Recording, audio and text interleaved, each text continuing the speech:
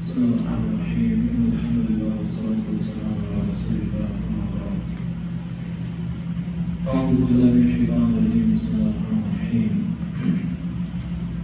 So, inshallah, in today's ayah that we are going to be discussing, this is ayah number 113 of Surah Al-Baqarah.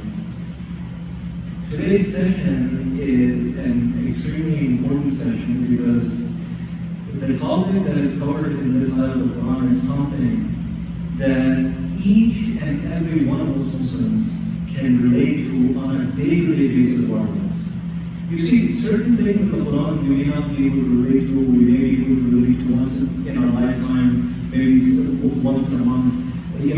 Certain things you can't relate to on a day-to-day basis. But there are certain things in the Quran which we can relate to on a day-to-day basis of our life. And the ayah of the Quran today is one of those ayahs of the Quran that is something that we can remind ourselves of every single day of our life. The second thing is that we've been talking in Surah Al-Baqarah, we've been covering a lot of different verses related to Bani Israel, and in a way this will also be related to the Bani Israel in a way. But one of the beauties of this ayah of the Quran is that it covers so many different topics. It's one single ayah of the Quran, ayah number 113 of Surah Al-Baqarah. But it is one of the most beautiful ayahs of the Quran, and it is one of those ayahs of the Quran that actually carry a lot of lessons for the Muslims. A lot of lessons. Even though it's only one single ayah, but it has so many different lessons that are actually, that Allah subhanahu wa ta'ala teaches us in this one ayah of the Quran. Now the topic of this ayah is masajid, the mosques, the houses of Allah subhanahu wa ta'ala where we worship. And in this ayah of the Quran, Allah subhanahu wa ta'ala, He covers a number of different topics. So the first topic that we will talk about in today's session will be regarding what are some of the etiquettes of the mosque? When we come into the masjid, how are we supposed to conduct ourselves? What are some of the things that our beloved Prophet sallallahu alaihi wasallam taught us in terms of etiquette, what are some of the things that the beloved Prophet sallallahu alaihi wasallam told us that should not be done, inside of the mosque? Also, we will be talking about masajid in a more broader sense, the haramain, the reward of praying in the masjid versus the reward praying in the two holiest mosques, Makkah al-Mukarramah and Madinah al-Munawwarah. Then also the Kaaba being the direction of our prayer, what is the purpose of that, So there are so many different things that are covered in this ayah of the Quran, and one session obviously we cannot cover everything, but there are a few things that we will touch on inshallah today. Also in this ayah of the Quran, there is something that Allah subhanahu wa ta'ala talks about that normally we don't think about. And when you listen to the translation, when I will start translating the ayah of the Quran, you will wonder what is Allah subhanahu wa ta'ala talking about? We can understand observing manners when we come to the mosque. We can understand that there are certain things that we shouldn't do when we are in the masjid. We understand that the importance of praying in the masjid. These are common things that you hear, but you forget, so you constantly need to be reminded. So that's something. But one of the things that Allah subhanahu wa ta'ala talks about in this verse of the Quran is that there are a certain group of people, who actually prevent other people from remembering Allah subhanahu wa ta'ala, from worshiping Allah subhanahu wa ta'ala in the masjid. Meaning, Allah talks about people who prevent other people from actually coming to the mosque or worshiping in the mosque or making dhikr of Allah subhanahu wa ta'ala in the mosque. And then Allah subhanahu wa ta'ala describes these people as people who are constantly making efforts to destroy the house of Allah ta'ala, who are constantly actually working and putting in their effort to dismantle the house of Allah ta'ala. So one of the things that we will talk about in this ayah of the Quran is that what does it mean? What does Allah subhanahu wa ta'ala mean when He talks about those who are trying to dismantle the house of Allah ta'ala? What are the different ways that one can do something like that? And how is it that we can avoid falling into that category of people? So Allah subhanahu wa ta'ala says says inside the Quran, وَمَنْ أَظْلَمُ مِمَّنْ مَنَعَ مَسَاجِدَ اللَّهِ, that who would be a bigger zalim, who would be a bigger oppressor, in other words, who would be a bigger sinner than that person who prevents the zikr of Allah subhanahu wa ta'ala, whether it's the zikr in the form of like saying La ilaha illallah, whether it's the recitation of the Quran, whether it's the salah, أَن يُذْكَرَ فِي حَسْمُهُ, that who would be a greater zalim, who would be a greater sinner than that person who prevents the remembrance of Allah subhanahu wa ta'ala from being conducted inside his house, وَسَعَى فِي خَرَابِهَا, and he is constantly making an effort in trying to destroy, the mosque. أُولَٰئِكَ, then Allah subhanahu wa ta'ala says, that those people who are acting like this, those people who are behaving like this, مَا كَانَ لَهُمْ أَن يَدْخُلُوهَا إِلَّا خَائِفِينَ, they should have known that these are the houses of Allah, and when they entered into the house of Allah, they should have only entered into the house of Allah subhanahu wa ta'ala in the state of the fear of Allah ta'ala. Meaning when you enter into the masjid, you have to enter into the house of Allah with having the fear of Allah ta'ala in your heart. Whose house are you about to enter? Whose house is this? Is what you have to have inside of your heart and in your mind. لَهُمْ فِي الدُّنْيَا خِزْيٌ, that Allah says that for these types of people who prevent other people from coming into the masjid, or from making dhikr of Allah, or reciting the Quran, or doing anything that is of a religious nature, like inside of the mosque, Allah subhanahu wa ta'ala says, لَهُمْ فِي الدُّنْيَا خِزْيٌ, for these people there will be humiliation in this world, وَلَهُمْ فِي الْآخِرَةِ عَذَابٌ أَلِيمٌ, and in the hereafter there will be a severe punishment for these types of people. Now, let's go into the background of this. That what our scholars and the facilities mentioned regarding who Allah subhanahu wa ta'ala, what is the background? What are some of the incidents that happened in the past for which why Allah subhanahu wa ta'ala revealed the side of the Quran? And then after that, we'll talk about the broader meaning that applies to everybody and not just the specific incidents that have taken place. Because in the case of the Quran, an ayah of the Quran could be revealed based on a certain incident that happened, but the application, meaning the meaning of that ayah, the lesson that comes out of that ayah of the Quran, it applies to every type of situation coming until the day of judgment. So let's first talk about the three incidents that our scholars, they talk about that as to why this verse was revealed to the Prophet ﷺ. So there were three groups of people. The very first group of people were, the Jews. Now, one of the things that in the time of the Prophet ﷺ, as we know, that in the beginning years of Islam, or in the beginning time of Islam, the Qibla, in the direction, towards which, the Muslims used to pray, was not the Kaaba. It was actually the Bayt al-Muqaddas in Jerusalem. The Masjid al-Aqsa was the first Qibla of the Muslims, and the Muslims used to be praying, in that direction. Now, when the Muslims used to be praying, in that direction, everything was okay. Meaning the Jews had no objection to that, because obviously that was something that they agreed to. That was a Qibla for them as well. The Mosque of Jerusalem, was something that, was very holy to them as well. That area, as it is even today, the Jewish community, that area of Jerusalem is very important. So, in the beginning years when the Muslims were facing the Bayt al-Muqaddas, the Masjid al-Aqsa, the Prophet ﷺ, he had a very strong desire in his heart that, that the Muslims should pray towards the Kaaba. But obviously the Prophet ﷺ is not the one who can make that call. It is only Allah subhanahu wa ta'ala that if Allah directs him to do that, then he can do it. He cannot choose in which direction the Muslims should pray. It was Allah subhanahu wa ta'ala's commandment that the Muslims should pray in the direction of Jerusalem, and that's what the Muslims used to pray for. So the Prophet ﷺ, had a deep desire in his heart that the direction of our prayer should be the Kaaba instead, of the Masjid al-Aqsa. That was his desire. So Allah subhanahu wa ta'ala in another verse of the Quran, he describes that desire of the Prophet in the Quran. He says that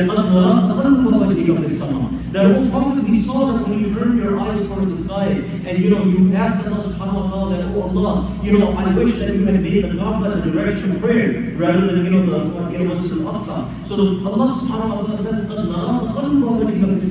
Prophet, we saw when you turned your face towards the sky and you made that dua was. And then Allah ordered the Prophet ﷺ that we are now going to give you the qibla that you have desired, meaning the Kaaba, in the direction which, like, the Muslims will now, from now on, pray. فَوَلِّ وَجْهَكَ شَطْرَ الْمَسْجِدِ الْحَرَامِ, and then this order was given to the Muslims that from now on you should turn towards the direction of the Haram, of the Kaaba, when you make your salah.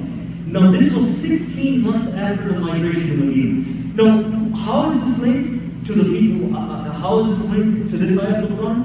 The reason why it's linked to this ayah of the Quran is that when you look at the behavior of the Jews, once the direction of the Qibla was changed towards the Masjid al-Haram, the Jews, they started to actually go on a campaign of undermining, this order of Allah Ta'ala, and they started saying, what kind of a religion is this? That, the Prophet Muhammad he claims to be a prophet of Allah, but all the prophets of Allah Ta'ala, they prayed in the direction of Jerusalem, and he's saying that, we should pray in the direction of, the Kaaba, which is located in Makkah. So, this is not the right Kaaba. The right Kaaba is Jerusalem.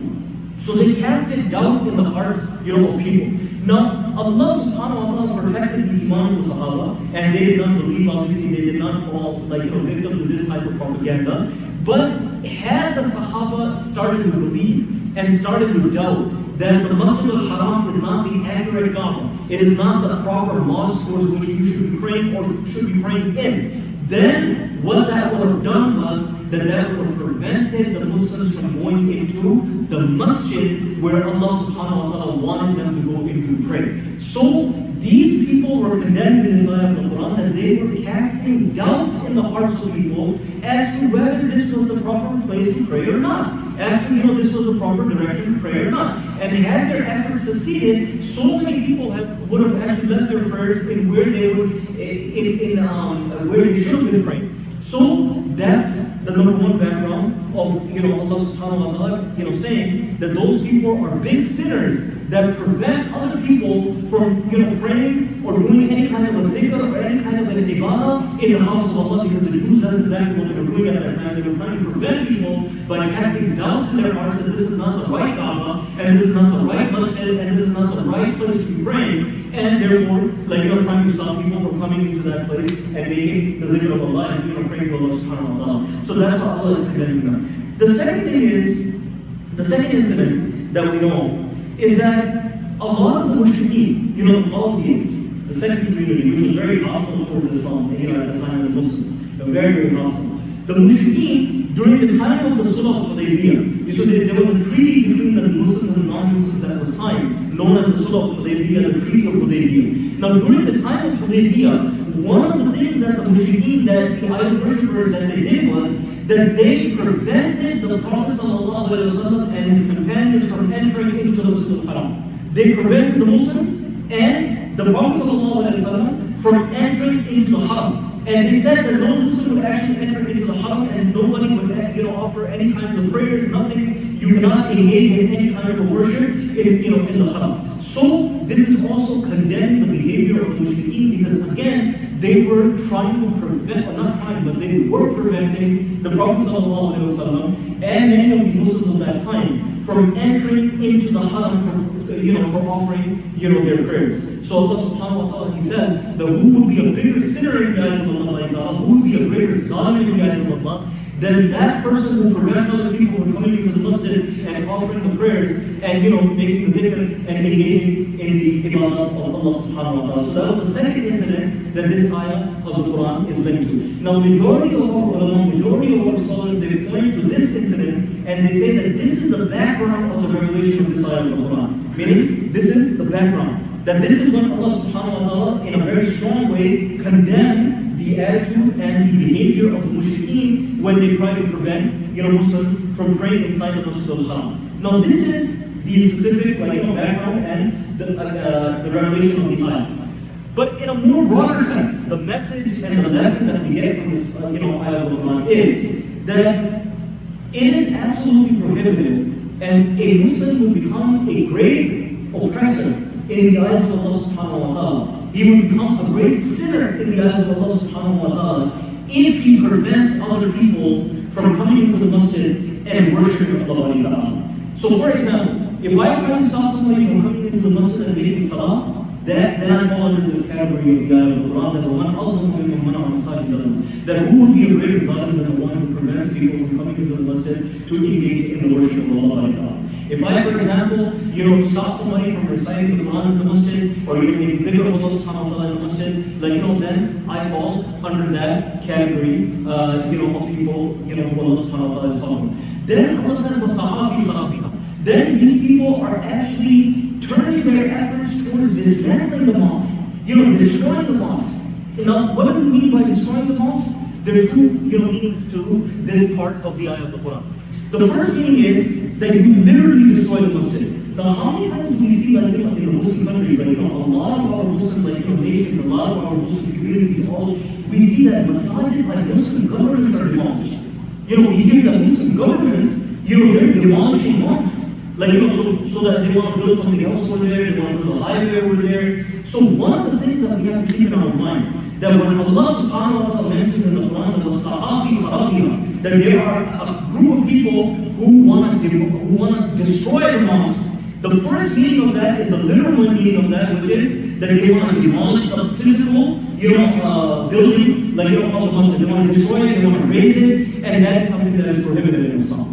It is a strong prohibition in Islam that once a mosque is built, once a masjid is built, it is absolutely prohibited that you actually bulldoze that mosque, or you erase that, or you demolish, that masjid for whatever purposes you want to do. Yeah, you want to do construction, that's something different. You want to make the mosque bigger, that's something different. You want to add on to whatever exists, that's something different. Now let's say, for example, there's a masjid that's 1,000 years old. Now the roof is about to fall off. Now if somebody demolishes a certain section of the mosque to just rebuild it, that's not called, demolishing the masjid. That's called making sure that you're keeping the masjid.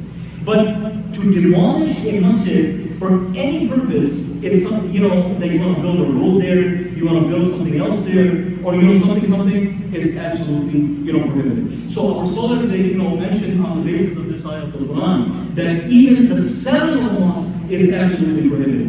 How in the Christian communities, you see that, churches that are always sold, you can buy a church, I don't know if you can buy a center, other places of worship, they're sold and you can buy it. But for a place that is built with the intention of being a mosque, a masjid, if you sell it, then you fall under the category of the people of who are actually making an effort to actually demolish the mosque. Now, there are some people who in the countries that we live in today, who raise the question that, okay, well, maybe we want to actually, destroy this masjid so that we can go somewhere else and, build another masjid. No, destroy what we have, and then we'll build something we have. Now, you are welcome to build, whatever you want to build, that's fine. You want to add on, you can always add on. But to destroy a place where Allah subhanahu wa ta'ala worship is being done, where the 5 times daily prayer is being offered, where the salat is being offered, that is something that is absolutely prohibited in Islam. It doesn't matter what country it is, because obviously Islam doesn't change based on if you're in America or in Britain. Certain principles are principles of the Sharia and they don't change. So a masjid cannot be demolished, otherwise it falls into that category of what Allah subhanahu wa ta'ala says, that there are people who are constantly, their efforts are aimed at dismantling and disbanding and also destroying the house of Allah. Now this is the physical, building, of the mosque that we are talking about. Now there's a second actually meaning, to the side of the Quran. The second meaning is, now a lot of times, as Muslims, we may not go and physically destroy the mosque. We may not do that. We may not go physically, go and demolish the building of the masjid. We also may not prevent somebody, from coming into the mosque to make salah or to make zikr. I'm not going to go to somebody and say, hey, get out of here, you can't make salah over here. Hey, get out of here, you can't, read the Quran over here. Or, hey, get out, you can't make zikr of Allah subhanahu wa ta'ala. But if you look at, the amount of people, because, for example, with the way that, sometimes that, we conduct ourselves, that stop coming to the masjid, that there's a large number of people like that. I'll give you one example of that, of my own. I'll give you an example. So when I was in Pennsylvania, in one of the masajid, in Pennsylvania, when I was in London, I was standing in line in a grocery store, in a grocery store. And there was a lady, actually, there was a girl, standing, right in front of me. Now, I was wearing, similar type of clothes. And, she saw me, and, obviously, she asked, she turned, she knew, obviously, I was Muslim. So she turned, back, and she said, Assalamu alaikum. And, I was shocked. I thought, so I didn't know that she was Muslim. Like, I thought maybe, it was someone like, Spanish or something. I couldn't make it out. So basically, like, she says, I said, well, sister. And she asked me, she said, like, are you from, like, the local mosque over here, like, the Devon Mosque? And I said, yeah, I'm the imam there. And when she, when she heard I'm the imam there, she said, oh, okay, mashallah, you're the imam there. I said, and she, then, like, said a couple other things, like, she said. And then after she told me, she said, I grew up in this community. Like, I grew up, and the Devon Mosque where you are actually an imam, this is, a place where I actually grew up. And I grew up coming to this masjid. I read the Quran in this masjid. As a kid, I used to come to this masjid. So I asked her, really, because we have a sister's halaqah, we have a, brother's halaqah, and I've never seen you, like, in any of those halaqahs, and I've never actually, have we ever met? Like, I've never seen you, like, And she said, well, no, it's been like over 5 years that I haven't actually come to the masjid, and I literally lived like a mile down from the mosque. And then she told me, like, who her father was. Now, her father was a very good friend of mine, and I didn't know he had a daughter, like, who was living so close to the mosque, and she was coming to the mosque. He was a very good friend. Like, he used to come to every single one of our, like, tafsir sessions that we used to have over there. So I asked her, I said, and this was a young girl, she was born and raised in this country, and I asked her, I said, sister, why is it that you stopped coming to the mosque? What is the reason? And you know what she said to me? She said to me that, I came, a couple of times, to the masjid, and a couple of the sisters, they saw me and I had nail polish on, and one of the sisters, she said to me, why are you coming to the masjid with nail polish on? Your salah is not going to be accepted anyway. Allah is not going to accept your prayer anyway because you have nail polish on. Your wudu is not accepted. How is your prayer going to be accepted? And believe me, we may laugh at this, but that young woman, I saw with my own eyes, tears come out of her eyes, and she started crying. She started crying. She said, I want to come to the masjid, but I feel so intimidated that other sisters, they will start objecting to the way that I dress, or the way that, my nail polish is, or, the way my hair is, and I just don't feel like I'm a Muslim anymore. This also falls into the same category of preventing other people from coming into the masjid.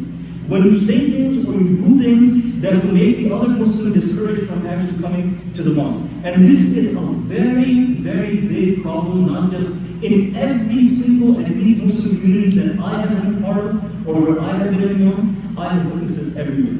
A lot of the younger people don't want to show up at the mosque. Because a lot of the older generation of people, they don't understand, like, there's that generational gap, and the way that they're approaching, the way that they're actually talking, like, now for example, like, there was another incident where there was a young guy, like, mashallah, like, he was a hafiz of the Quran. The young guy, like, maybe like about 23 years old, 24, he was a hafiz of the Quran, right? So, he encouraged him, he said that, brother, you should come more to the masjid, you're a hafiz, mashallah, you don't want to forget the Quran, come to the masjid, right? So he started coming to the mosque, and I would occasionally, like, I would push him out, like, lead us to the Isha prayer. I like to encourage, like, our youth, like, that's very important, especially those who are, hafiz of the Quran and, like, people who have memorized the Quran. So I used to push him out, like, for Salat al-Isha. Now, one day he left the Salat al-Isha, and then after that, like, Salam, there was one of our elder brothers, and then he said, oh, you made this mistake in the tajweed. You didn't recite the ayn properly. The ayn should come out of the throat. It should come right here. It should be like ayn. And you said it like this. You said it like that. He criticized him for his recitation of the Quran. And what happened after that? That 23-year-old young man never came back to the mosque. Never he came. And every time I went to him, he said, no, I'm afraid the same thing is going to happen to me again. You see? Now what happened? Did that do any good? Now this exactly again falls into the same category of when you say things or you do things that discourage other people from coming into the house of Allah subhanahu wa ta'ala.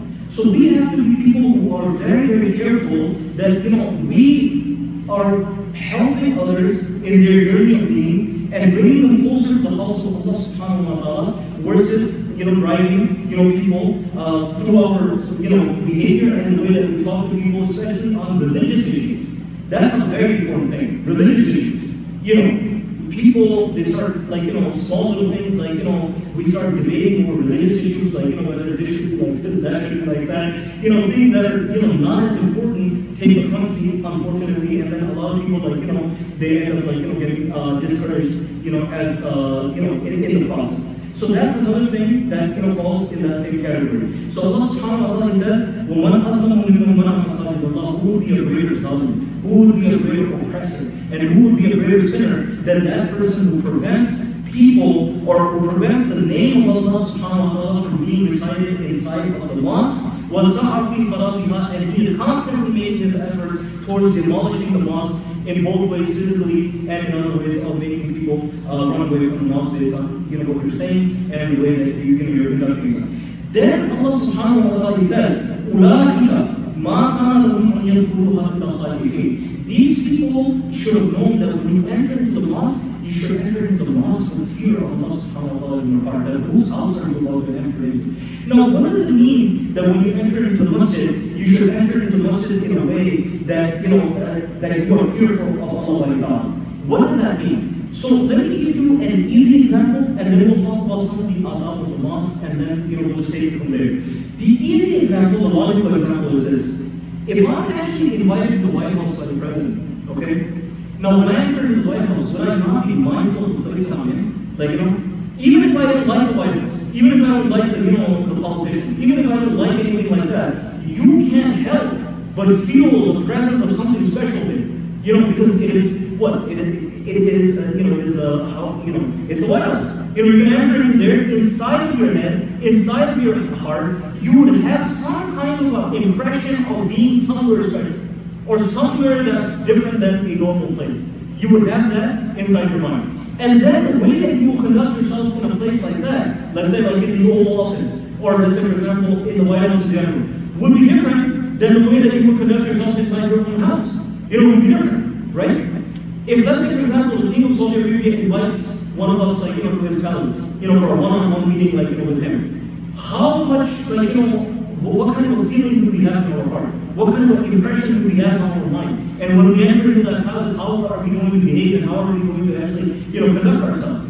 Now, you have to understand, if this is the way that, we would feel inside, these types of presidential palaces or, homes or, the kings of this world, then how should we feel or how should our state of mind be when we enter into the house of Allah subhanahu wa ta'ala?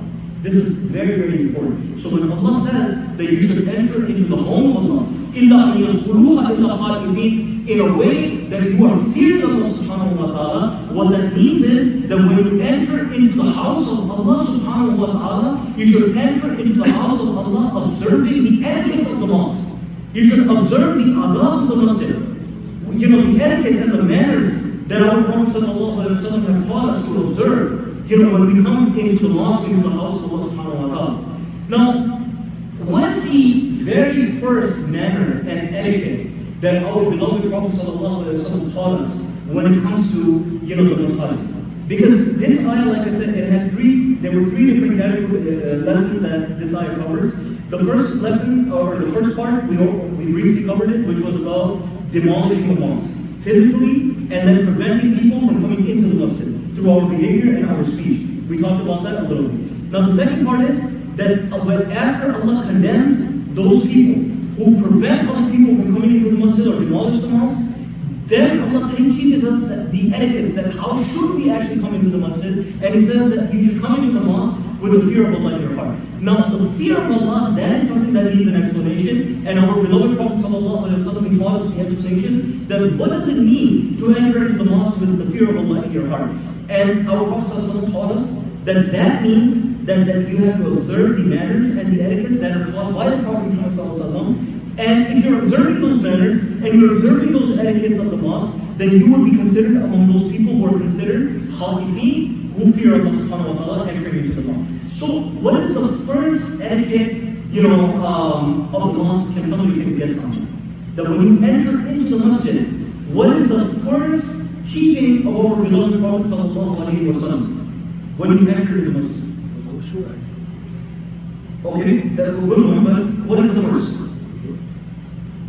Wudu, okay, that's fine. But you can enter into the mosque even without wudu. You're not, that's fine. But what is that first thing that the Prophet dua? That's the very first thing that the Prophet sallallahu alaihi wasallam said. The Prophet Muhammad sallallahu alaihi wasallam in the famous hadith mentioned that when you enter in the masjid, you should enter into the mosque by reading the dua, Allahumma ftah li abwaab rahmah. That Allah open the doors of your mercy. I'm about to enter into your home, now open the doors of your rahmah and your mercy to me. I'm about to enter into your house. Now open the doors of your rahmah, like your mercy, for me. That's the number one thing. What's the second thing after that? Somebody take this. The second etiquette that the Prophet taught, when you enter, after you recite the dua of entering into the masjid. That comes after. There's one before it. That is that the Prophet Muhammad said, that's after. That's after. There's one more. That is that the Prophet mentioned that when you enter into the masjid, enter with your right feet. Enter into the mosque with your right feet, not with your left feet. Now, these are small things. These are very small things. And we tend to forget this stuff. In the beginning of the lecture, I said that these are things that we can relate on a day-to-day basis of our life. Because we come to the mosque every day of our life, alhamdulillah, right? So, entering into the mosque using your right feet. That is the second etiquette of the Prophet taught us, that when we enter inside the masjid. Then the third thing, which Brother Nur said, is that when you come inside, the 2 rakat of Tahiyyat al-Masjid. You're doing 2 rakat nafil of, entering, into the mosque. And our muhaddithin, our scholars, they actually ask this question. It's a beautiful, point that we have to remember. They ask the question that why is it that when you come into the mosque, the Prophet taught us that we have to recite that, or we have to pray the 2 rakat nafil of Tahiyyat al-Masjid. Why is that? You can pray nafil even in the middle of the night, tahajjud, you can do nafil at any time. But why Tahiyyat al-Masjid? There are 2 nawafil that are dedicated to you entering into the mosque. So what is the reason for that? So our scholars mentioned the reason for that is that Allah subhanahu wa ta'ala wants you to show your gratitude towards Allah, that Allah gave you the tawfiq to come into His home. You see? That you should go down and make sujood and make 2 rakat nafil. And that is a way of showing Allah gratitude that, oh Allah, without your tawfiq I couldn't have come here. To your house, only I can come if I'm invited. Otherwise I would not have been able to come. So that's the third thing that the Prophet that taught us. Now, there are many other etiquettes of the mosque. There are many other etiquettes of the Jummah that we can talk about. But let's talk about some, of the important, some of the more common things that, we need to be aware of. Now, one of the very big problems that we see, and myself included, I say this to myself first, this is me first, and then, if you guys can also take something out of this, then that's fine too. But myself first, is that talking out loud in the masjid, it's a huge problem. It's a huge problem. And it is one of those problems that whether myself included, Imam included, everybody included, we can very easily forget this adab and etiquette of the mosque. The Prophet ﷺ, he mentioned in the hadith that one of the signs of the Day of Judgment is that people will talk loud inside the mosque. They will talk loud inside. وَظَهَرَتِ الْأَصْوَاتُ فِي الْمَسَاجِدِ. That you will see that the voices of people will get loud inside the mosque. That's one of the things that the Prophet said is when you see this happening, then you should know that the Day of Judgment is very close. That's one of the signs of the Day of Judgment. That people will talk loud, with loud voices, inside of the mosque. Now, one of the meanings of this hadith is that obviously what it says, the literal meaning is that people will be speaking loudly in the mosque. But one of the other things that this hadith means, according to our scholars of the hadith, is that there will be disputes actually in the masjid. People will be disputing and fighting in the masjid over the reasons that honestly don't even. I don't even have to go far. A few weeks ago, there was a brother who went crazy over the issue that why, in the dua you didn't mention Pakistan. We saw this in the masjid, the guy drove everybody halfway across, and then he's, and then later, the next week he came and he apologized. But I'm not going to apologize. This is something that is very serious according to the hadith of the Prophet. It's not me who you disrespected, and even if you disrespect me, it's fine. It's okay. But the masjid, raising your voice like that in the masjid and getting so angry in the masjid that, the whole masjid can actually hear you. Voices getting loud like that, disputing over something that has doesn't make any sense. So the thing is, this is one of the etiquettes of the mosque that we have to make sure that our voices are low in the masjid. The second thing, on the same point, this is like the sub-point, is that our beloved Prophet we mentioned in the hadith. Now, I want everybody to pay very close attention to this hadith. The Prophet said that if somebody is offering the salah in the masjid, whether it's nafil salah or farz salah, our ulama have actually written this adab based on the hadith of the Prophet.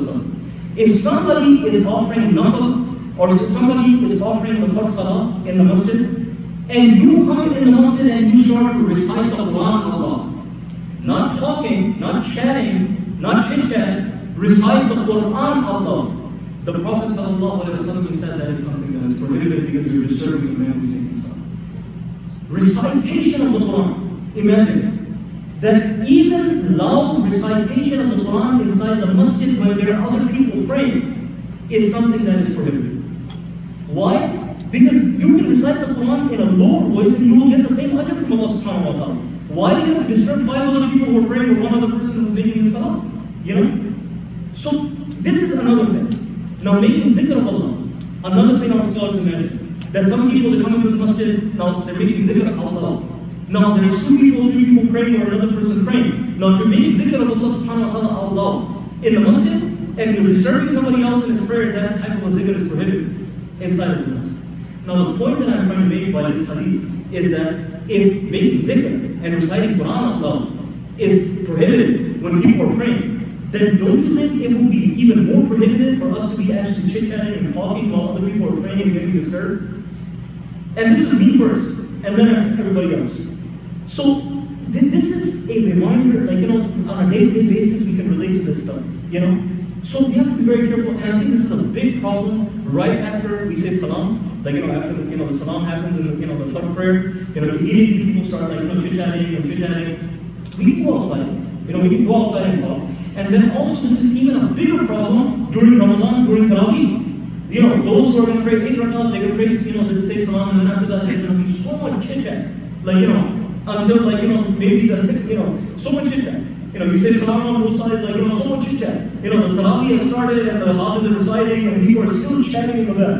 So, this is a big problem. This is a big problem. And that's one of the etiquettes of fearing Allah subhanahu wa ta'ala, or one of the ways of fearing Allah, that you observe this manner and you observe this etiquette. Another thing, very important. A lot of times what we see in the masajid is that the Prophet taught us, he said that during the prayers, during even in general, whether it's whatever prayer it is, jumping rows, going over people, jumping over people in the sufuf, the Prophet prohibited that. And he said that this is against the adab of the Muslim, if you do that. Now we see that all the time happening, during, especially because, in our times that we live in, the largest crowd shows up in Jummah. That's the only salah that, we have such a large crowd. All the other crowds, relatively very small, right? But Jummah is the largest crowd. Now, how many times do you see people literally jumping over each other, to make it to the first stop? Why? Because, in the first stop, I will get the maximum ajr. Oh, there's no doubt about that, but then if you wanted to do that, then you should have been the first one here. You see, when the Prophet ﷺ talked about getting ajr by praying in the first saf in the masjid, it was not that you hop over people, it was not that you disturb people and jump over them, it was that you come first in the masjid. That was the whole purpose of that. The earlier you come, the first saf you get, the more ajr you get. But let's see this out late now. Now if you hop and you jump over people, putting your hands on people's shoulders and jumping over and disturbing people, during the khutbah and things like that, you're not going to get the ajr that you're looking for. Because you just, you disrespected one of the etiquettes that the Prophet taught us of the mosque. So that's also another issue. You show up late, sit where you can sit, instead of jumping, over people all the way up front. One of the other, very serious, etiquettes, of the mosque. Now, there are certain things that the Prophet ﷺ obviously, making salah in the mosque, he highly encouraged that. There's a hadith of the Prophet ﷺ where the Prophet ﷺ mentioned that he said that I feel, this is what the Prophet said, he said, I feel like that I should gather a large quantity of woods, a large quantity of wood. And I should go to the homes of all the youth, the young people. That young people doesn't mean that you're 25 or 30, it means if you have the energy to come to the masjid. Energy also means that you're not physically disabled, or you don't have a medical condition that prevents you. Not the kind of energy that, I work all day, now I don't have energy.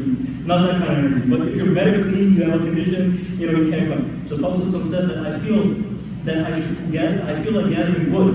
And I should take that wood and light a fire to the homes of all the people who are able to come to the mosque and pray. And yet, they don't pray in the mosque, but they pray in their own homes.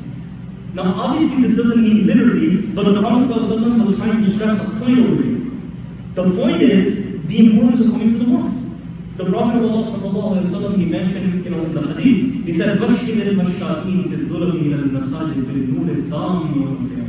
That you should give the good news of Jannah to those people who come in the darkness of the night to the masajid, whether it's Salat al-Maghrib, Salat al-Isha, or Salat al-Fajr. If you show up for these, Salah in the masjid, the Prophet ﷺ says you should give good news of Jannah to these people on the day of Qiyamah. So it is, the masjid is a very, very sacred place. It is the house of Allah subhanahu wa ta'ala, and because, we come to the masjid so often, we lose the value of the masjid that should be in our heart. We lose that value. And there's so many other etiquettes. For example, in the Salat al-Jummah, and I think I mentioned this like a couple weeks ago also, we see people texting. Like, not in the Salat, but I mean, during the khutbah, of the Salat al-Jummah. Like, people are texting while, during the khutbah, of Jummah.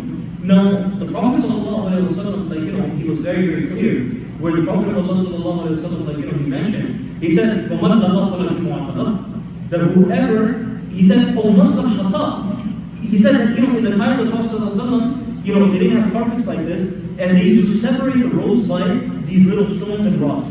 So, if I put, rocks and stones all the way from here, let's say we don't have a carpet, we don't have these rows, so I'm going to separate the sufuf based on, by putting these little rocks and stones, like that. The Prophet of Allah ﷺ, he said, whoever comes to the khutbah of Jummah, and he moves the stones, even that person, the Prophet said, his Jummah is not accepted. His Jummah is not accepted. Then the Prophet said, even the Prophet of Allah ﷺ, he said that during the khutbah of Jummah, if you see another person talking, if you told him not to talk, your Jummah is not accepted. Even that you shouldn't have done. Let that be. You have to worry about yourself in that moment. You see? Now, in the khutbah of Jummah, it's like we see people laughing, because obviously I'm standing over here, I'm looking over there. So, there are people actually laughing, they're chatting. Somebody's putting their ear on the other person's head, and this is during the khutbah of the prayer.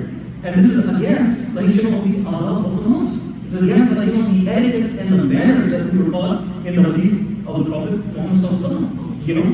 Similarly, another very important manner and etiquette of the masjid is that, and this is also very, very extremely important. This is very, very important. And this also causes, again, one of those things that we even not think is a big thing.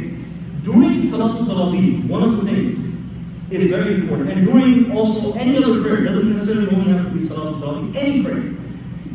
There should be, if the Imam makes a mistake in the recitation of the Quran, there should be one person behind the Imam who knows some Quran who should be corrected, who should be giving the Luqman and correcting the Imam. Now, I've seen in Salatul Tarawih or even in the Salatul Jummah, the Imam makes a recitation mistake, the entire masjid is screaming out. The guy from the 17th self in the back is saying, I've seen this. And what happened once in the last, in the same months that I was talking about, Pennsylvania. Now there was we had two young thugs, young guys, one was 23, the other was 20 years old, and one was supposed to correct the other one, and one was actually leading the Salatul Tarawih. Now the poor guy made a mistake. Please, it's the entire Quran that they're reading. The whole Quran is being recited. You probably make mistakes. We make mistakes too, right? So obviously made a mistake too. So the young guy who was leading the Tarawih prayer, he made a mistake in his recitation. Now, my God, the entire masjid went on. All the way to that. People correcting, to the point where he didn't even know, what happened. Now what happens, after the salam happened, now it's a young guy, obviously, See, these are the kind of things I was talking about that make people run away from the masjid. Like, after that, the young guy's like, I'm not getting Tarawih over here. And he walks out of the masjid. During Tarawih, the guy walks out of the masjid. The other house is like, oh, okay, well, he left, I'm going to go, there's nobody to correct me, and I don't feel confident. Now here we are. What do we do? Oh, what do we do? There's like 300 people standing there, both young guys. Now maybe, this is what I was talking about in the beginning, making people run away from the masjid. This is one of the examples of that. So the etiquette and the manner of it, now you know how we completed that Tarawih that night? Because we didn't have anything to follow that night? The way we completed Tarawih with the small schools. Now is that the way, is that the way that Tarawih should be happening? But that was because of our own doing. No one needs to blame, we are to blame. So the etiquette, the proper manner is, the one person who knows the Quran should be the one who should be correcting the Hafiz, or even in the regular salahs, during time. And one of the things that we've seen is that more than any other time during Tarawih, or any other time, we see people correcting the Hafiz during when Surah Yasin is recited. Because everybody, knows Surah Yasin. So during Surah Yasin, the Huffaz come under immense pressure. Because they know everybody knows it. The rest of the Quran, okay, nobody knows, okay, that's fine, we can get away with it. But during this idea of Surah Yasin, oh my God, the Huffaz come under immense pressure. I had to actually stand behind that young guy, and I said, don't worry about it, I have your back. If anybody does that, I got you, don't worry about it. And I had to, bring them in. Not a single member of the administration of the mosque would actually bring them back. Why? Because they thought that, all of you are doing this. I think I got saved because they looked at me as the imam. So they said, okay, he's okay. Like that. But otherwise, they thought that all of these older people are like that. So this is, part of the etiquette, and we have to maintain those, manners during, the salah. Okay, now, another very important thing is, when it comes to, and all of this is connected with this side of the Quran. And can I ask everyone who's following me here, how are we connecting this with today's ayah of the Quran? The manners, the etiquette of the mosque. How are we connecting this with this ayah of the Quran? Well, Allah subhanahu wa ta'ala says, إِلَّا يَدْخُلُوهَا إِلَّا خَالِفِينَ, that you should not enter into the masjid except in the state of the fear of Allah. Meaning when you enter into the mosque, you have to have the fear of Allah. So what we said was, that what does it mean to have the fear of Allah? What does it mean? Because the Quran doesn't go into those details. The Quran just says, when you enter into the mosque, you should enter into the mosque with the fear of Allah in your heart. Then whose house are you about to enter into, right? The explanation of that are these adab that are mentioned in the hadith of the Prophet ﷺ. That the more you observe the manners and the etiquettes of the masjid, the more you fall in the category of those people who are khalifin, who are entering into the mosque with the hope of Allah subhanahu wa ta'ala, in their hearts. Okay, now time doesn't permit, but just a couple, other points related to the masjid. My brothers and sisters, the masjid is a place, especially in the societies and the communities that we live in here today.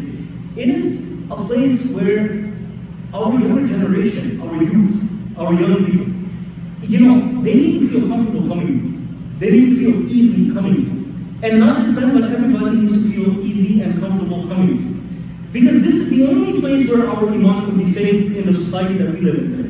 We don't live in a Muslim country. We don't live in a Muslim society. We live in a society where day and night there's so much fitna. There's so much haram out there. So this is the only time when we come here we feel energized as far as our iman is concerned. So three things, let me just conclude this ayah of the Quran. Three things. Now Allah subhanahu wa ta'ala, He mentions, and this is just in conclusion because time doesn't permit us to go into some of the other stuff. And I'll touch on some things inshallah next week. Two things. First the translation and then the conclusion. Allah subhanahu wa ta'ala says, وَمَنْ أَظْلَمُ مِمَّنْ مَنَعَ مَسَاجِدَ اللَّهِ أَنْ يُذْكَرَ فِيهَا اسْمُهُ. Who would be a greater son? Who would be a greater sinner than that person who prevents the name of Allah, the zikr of Allah, the ibadah of Allah from being conducted in the masjid? What did we mention? What are the two things? The two things are, وَالصَّلَاةُ, first of all, وَالصَّلَاةُ فِي حَرَامِهِ. And then this person is constantly making efforts to destroy the mosque. Now, what are the two ways that we destroy the mosque? We talked about. The first thing is demolishing the mosque. The actual building we're talking about, the actual structure of the mosque, demolishing it. Completely prohibited in Islam. Once a mosque is built, you can't demolish it. This is number one. The second thing is we may not demolish a mosque, and we may not physically demolish it, but then the second meaning of this is that how do you prevent other people from doing ibadah in the masjid? Is that by our behavior or by our speech, if somebody runs away from the masjid. Then that is also under the same category that you're trying to make, that you are one of the people who are trying to dismantle and destroy the masjid, but not, make it a place where people are comfortable, to come. So these are two things. Okay, وَصَعَى فِي خَلَقِهِ. And then the third thing is, Allah says, أُولَٰئِكَ مَا كَانَ لَهُمْ أَن يَدْخُلُوهَا إِلَّا خَائِفِينَ. That when you come into the masjid, you should come into the masjid rather with the fear of Allah in your heart. And what does the fear of Allah mean? That when you enter into the masjid, you enter into the masjid with the proper manners of the mosque, with the proper etiquettes of the mosque, and you conduct yourself in a way that makes other people come to the masjid rather than run away from the masjid. Now, the examples that I gave today of people running away from the mosque were all examples from my experience, and these were all examples that were strictly of a religious nature. Now, one thing we have to keep in our mind is that in the time of the Prophet ﷺ, people used to invite other people towards the mosque. This was something that people used to do. And that is something that we also have to make it a habit. You have a friend, you have a co-worker, you have somebody that you know who's actually, who you see that, is not, coming to the masjid, invite that person, come to the mosque, pray with you. And final thing is, one final point is, the useless, needless types of engagement, disputes and fights, we need to stay away from that stuff. We need to stay away. Somebody once I was training the masjid, and I'm talking about religious things. Political stuff, that's in every masjid, we should avoid that too. Anything that prevents, anything that creates a dispute between people and breaks the unity of the Muslim community needs to be avoided. But you see, the examples that I'm more concerned about are things that are more of a religious nature that a lot of times we fall into very easily. Very easily we fall into these things. I'll give you another very simple example. There was a brother who was leading the salah. Okay, the salah in the masjid was already done. It was done. Now there was another jamaat that was going on, another congregational prayer, that was going on, in the masjid. Now we came to the masjid, and one guy came to the masjid and he said, "Oh no, my prayer is not going to be valid behind this time. My namaz, my salah." Listen to what he's saying. Just listen to what he's saying. That my salah will not be valid behind this time. And we all prayed in Jamaat, and that guy went and prayed by himself over there. Now later when I talked to that guy, and I asked him, "What is this? We all prayed in Jamaat and you prayed by yourself. What is this?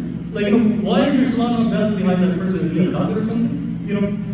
Is he, who is he? He's a Muslim. Well, what's your problem then?" So he says to me, "My salah is not valid behind that person because he does not, his pants are going lower than his ankles. His pants are going over his ankles. That's why my salah won't be valid behind that person."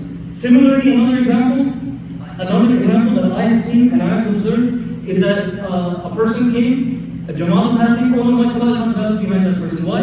Because his beard is not a certain size. Not that he doesn't have a beard. Not that he doesn't have it. That's something different. That's a whole different thing. But his beard is not a certain size. Let me share one hadith of the Prophet ﷺ. The Prophet Muhammad ﷺ in the hadith he mentioned, he said that salah is valid even behind somebody who is a fasiq and a fajr. Salah is valid behind somebody who is a fasiq and a fajr, as long as he's a Muslim. You know what a fasiq and a fajr is? A fasiq and a fajr is a Muslim who's not a practicing Muslim and openly commits haram. Openly commits haram. And our beloved Prophet ﷺ, he said that if you were to pray behind somebody who is a Muslim, but even if he is a sinner, a faucet, your prayer will still be valid behind that person. So therefore, be very, very mindful when you say that your salah is not valid behind someone. And unfortunately, this is a big time culture. Like, when it comes to, our societies, especially the baggage that comes from, other countries, it's a big problem. So, these are the kinds of, etiquettes that, we have to maintain. And again, our time doesn't permit. If I may shift 1 minute, if I can, this is one last one. I have a One question. last one, okay? Yeah, just 1 I second. have a question for you. Okay, go ahead. Yeah, you mentioned that Taraweeh, Yeah. reciting Quran in Taraweeh, I guess it's against the command of Allah subhanahu wa ta'ala in the Quran. It says in Yawm al-Qiyamah, La taharrat bi tasana ka la taharrat bi. Inna lana jama'u al-Quran. Wa idha Qur'anahu fattabi'a Qur'an. Summa inna lana qiyamah. So, reciting Quran, I guess it's because the command of. Yes. So that's one of the etiquettes of reciting the Quran. What the brother said is that when you recite the Quran, whether it's in prayer or in your own, time, you have to recite it slowly. Not in a rush that you're about to, finish. And that's also, an issue in the Taraweeh, that a lot of times, we're just chasing to complete the 20 minutes and, get out. So that's the thing. But time isn't perfect. Last 1 minute, with your permission, Chef. Okay? So one last thing is that, one final thing, is that, look, nobody is perfect. Nobody is perfect. Okay?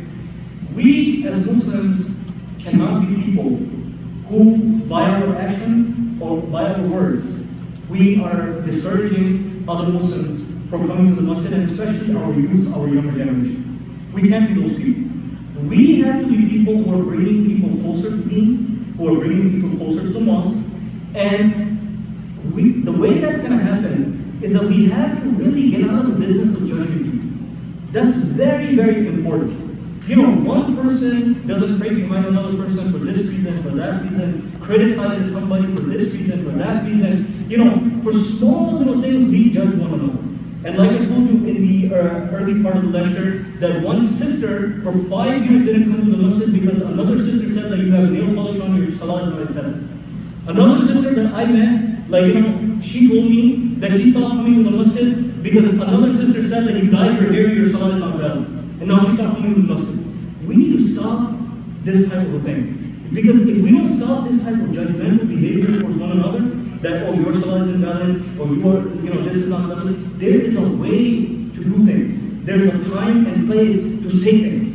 And if we are out of place in our time and place, and who you're talking to, what we talked about in the last football, you're going to end up making people run away from the mosque rather than, bringing, people closer to the mosque. Oh, pray Allah subhanahu wa ta'ala, give all of us hidayah, inshallah.